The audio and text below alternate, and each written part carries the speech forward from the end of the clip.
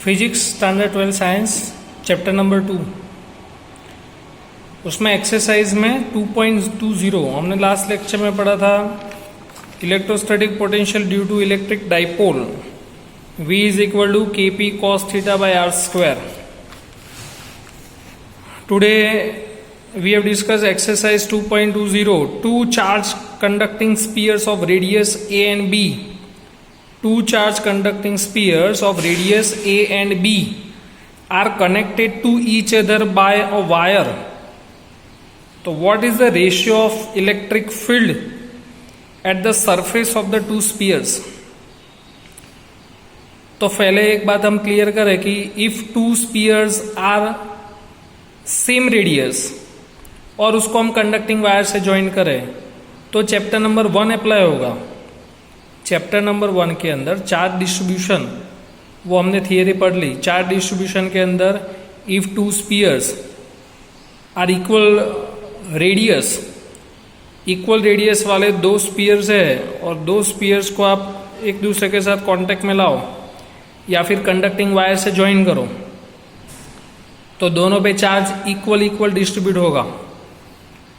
Let's consider ये total charge is Q and second sphere is chargeless sphere. अगर ऐसे दोनों स्पीयर को हम कांटेक्ट में लाए तो कांटेक्ट लाने के बाद Q/2 हो जाएगा, यानी फर्स्ट स्पीयर 50% चार्ज सेकंड को अप्लाई दे देगा, यानी दोनों स्पीयर पे चार्ज इक्वल डिस्ट्रीब्यूट होगा। बट उसके लिए कंडीशन क्या है, दोनों स्पीयर इक्वल रेडियस के होने चाहिए। बट यहां पे two charge spheres are different radius A and B, तो ए एंड बी रेडियस है और दोनों के ऊपर चार्ज है, इसके ऊपर भी चार्ज है, इसके ऊपर भी चार्ज है। जिस पे ग्रेटर चार्ज होगा वो फ्लो करेगा कंडक्टिंग वायर में से। कब तक चार्ज डिस्ट्रीब्यूशन होगा, जब तक इलेक्ट्रोस्टैटिक पोटेंशियल इक्वल नहीं हो जाए तब तक। यानी सपोज चार्ज डिस्ट्रीब्यूशन के बाद electric charge on the first sphere is QA and second sphere is QB and electrostatic potential becomes equal of two spheres, then VA is equals to VB। तो KQA by A and for B sphere KQB by B.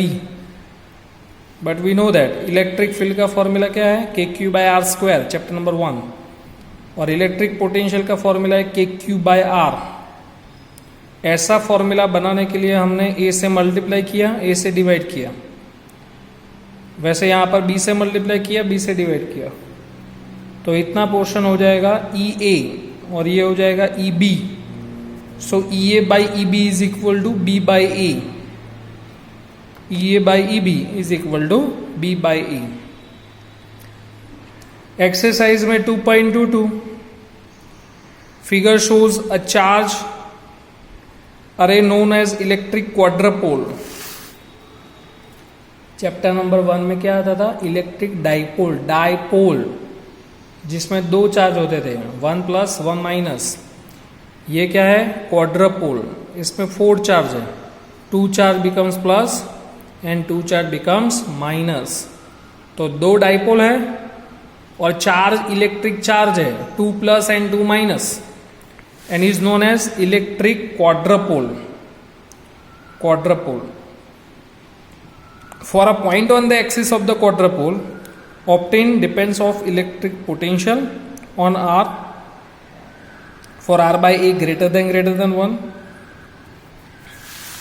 ये diagram text book में दिया हुआ है, question में ये, उसमें 2 positive charges हैं, 2 नेगेटिव चार्जेस हैं। ये डाइपोल की क्वाड्रपोल की एक्सिस है और P पॉइंट पे हमको फाइंड करना है पोटेंशियल, इलेक्ट्रिक पोटेंशियल, जिसका नेगेटिव चार्ज से डिस्टेंस दिया हुआ है क्वेश्चन में R। अगर ये डिस्टेंस R है तो ये डिस्टेंस होगा R - A, इसका लेंथ है A, इसका लेंथ है A। ये दोनों चार्ज का -Q क्या हो जाएगा, -2Q। तो टोटल वैसे 4 चार्ज है, Q -Q। तो electric potential at P point due to electric quadrupole VP is equal to VA plus VB plus VC. ये दोनों पॉइंट को हमने बी नाम दे दिया, A B C. A point पे कौन सा चार्ज है? Q. Charge on B point -2q and charge at C point q। तो Vp is equal to VA plus VB plus VC। VA is equal to KQ by R plus A। ये distance R, ये distance है, तो total distance R plus A। Second point में यहां पर charge कितना है? -2q, तो -2kq by distance R। Third charge के लिए KQ by distance R minus A। तीनों में से KQ common. First step 1/r plus A, second step -2/r, third step +1/r minus A। LCM क्या होगा? R into R square minus A square. ये दोनों का प्रोडक्ट करो तो R into R square plus minus minus A into A square. तो LCM होगा R into R square minus A square. फिर सेकेंड एंड थर्ड स्टेप यहाँ पे मल्टीप्लाई होगा, फर्स्ट एंड लास्ट स्टेप यहाँ पे मल्टीप्लाई होगा, and first and second step यहाँ पे मल्टीप्लाई होगा। तो यहाँ पे मल्टीप्लाई होगा R into R minus A -2, first and last step यहाँ पर मल्टीप्लाई होगा, that means R square minus A square plus R into R plus A divided by R into R square minus A square. Bracket open करो, R into R square minus R A -2r square minus minus plus 2a square plus R square plus R A. R square 2r square 2r square 2r square cut, minus R A plus R A cut, तो यहाँ पे सिर्फ बचा 2a square. तो Vp is equal to 2kqa square by R into R square minus A square. But we know that R by greater than 1, then R greater than A। तो A is negligible with respect to R, तो A को neglect करेंगे हम, तो upon में क्या हो जाएगा? R cube. तो 2kqa square by R cube. तो हमने 3 इक्वेशन क्वेश्चन चैप्टर में देखे। Electric potential produce due to charge V equal to KQ by R। Electric potential produce due to dipole V equal to KP cos theta by R square in previous lecture. Electric potential for quadrupole 2kqa square by R cube. And from this equation V depends on 1 by R, V depends on 1 by R square, and in this case V depends on 1 by R cube.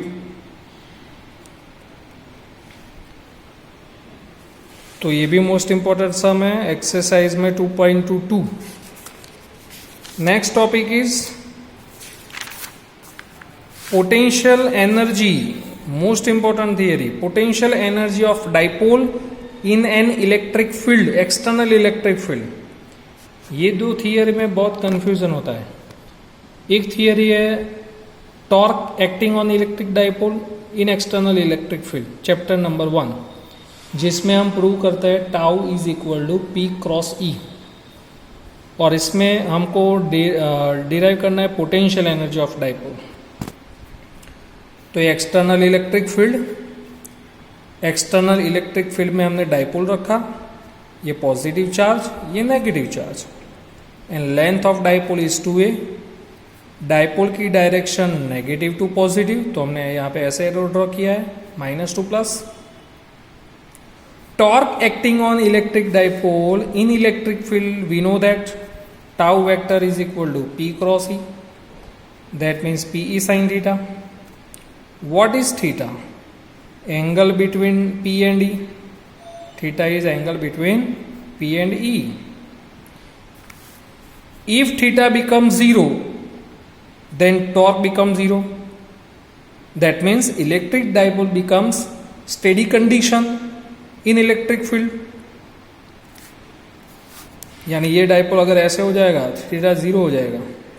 Theta 0 तो dipole की steady condition होगी या equilibrium condition. अब यहां से dipole को अगर हम एंटी क्लॉकवाइज रोटेट करवाए तो आपको कुछ वर्क डन करना पड़ेगा, और वो जो वर्क डन करोगे वो स्टोरेज हो जाएगा पोटेंशियल इलेक्ट्रिक डायपोल के अंदर इन the form of potential energy. The work done is storage in the electric dipole in the form of potential energy. तो जैसे जैसे आप एंटी क्लॉकवाइज में रोटेट कराओगे potential energy of dipole becomes increase. So suppose हम D theta जितना angular displacement करवाए तो उसके लिए वर्क डन होता है D W. Suppose external torque is applied on electric dipole for rotates from angle theta equals to theta naught to angle theta equals to theta 1. So the amount of work done by the external torque will be given by dw is equal to tau into d theta. 11 science में अगर हम 7 chapter याद करें rotational motion तो उसमें हम comparison देखते थे। तो वर्क W का फॉर्मूला क्या है, फोर्स इनटू डिस्प्लेसमेंट। तो force similarly torque and linear displacement parallel angular displacement. तो जैसे W equal to force into displacement है वैसे W is equal to tau into theta. तो यहाँ पे हमने लिखा dW is equal to tau into D theta. Tau का फॉर्मूला क्या है, PE sine theta, PE common, lower limit is theta naught, upper limit is theta 1, sine का integration minus cos, upper minus lower. तो W equal to minus negative sign हमने बाहर ले लिया, upper minus lower तो cos theta 1 minus cos theta 0। Now if theta 0 becomes pi by 2 and theta 1 equal to theta, तो last equation is W is equal to minus PE cos theta, and this work done applied on dipole storage in the system in the form of potential energy, and that's why W is equals to U potential energy is equal to minus PE cos theta. cos theta है तो बीच में क्या आएगा dot minus P vector dot E vector. तो ये 2 marks की theory, potential energy of dipole in external electric field. Once again dipole है, external electric field in negative X positive X axis, angle between electric field and dipole is theta, dipole की direction negative to positive, उसके ऊपर torque apply होगा P cross E according to first chapter. Theta become 0 then electric dipole in equilibrium condition और steady condition. अगर steady condition में अगर उससे dipole अगर हम रोटेट करवाए in anti clockwise against torque तो आपको जो वर्क डन करना पड़ेगा वो storage in the form of potential energy. तो वर्क डन dW फिर इंटीग्रेशन। ये 2 थियरी में ध्यान रखना, पोटेंशियल एनर्जी का पूछा है और आप फर्स्ट चैप्टर की थियरी लिख के आ जाओगे बोर्ड के एग्जाम में। तो बोर्ड की एग्जाम जो फर्स्ट चैप्टर की थियरी है वो भी इंपॉर्टेंट है, torque acting on electric dipole in given electric field, और ये पोटेंशियल एनर्जी ये भी इंपॉर्टेंट है। उसमें tau equal to P cross E आता है, यहाँ पे U equal to minus P vector dot E vector आता है। अगर अभी हम गुस्सेट की बात करें, गुस्सेट में ऐसे MCQs पूछते हैं कि electric dipole rotates 0 to 90 degree तो कितना वर्क डन करना पड़ेगा। तो वर्क डन यानी W equals to delta U। 11 science में 6 चैप्टर में हमने पढ़ा वर्क एनर्जी थियरम, उसमें आता था W इक्वल्स टू डेल्टा के, यहाँ पर आता है W equals to delta U। दोनों इक्वेशन राइट है। Delta U that means U2 minus U1 final minus initial, तो minus PE cos theta 2 minus फिर से इक्वेशन में माइनस का आता है तो minus PE cos theta 1 minus minus plus, ये फाइनल एंगल 90, ये इनिशियल एंगल 0, cos 0 1 cos 90 0। तो वर्क डन कितना पड़ेगा करना पड़ेगा PE। तो 0 to पाई बाई 2 रोटेट करवाने के लिए एंगल कितना करना पड़ेगा, वर्क डन कितना होगा PE। अब 90 से 180 में कितना वर्क डन करना पड़ेगा वो हम फाइंड करें, 90 to 180। तो सिर्फ यहाँ पे एंगल चेंज करना है, final angle is 180 and initial angle is 90। cos 180 -1, cos 90 0, minus minus plus, तो वर्क डन होगा PE। और अब total work done 0 to 180, 0 to 180, तो final angle is 180, initial angle is 0, cos 180 -1, minus minus plus, cos 0 +1, तो PE PE 2 PE। तो ये 3 MCQs।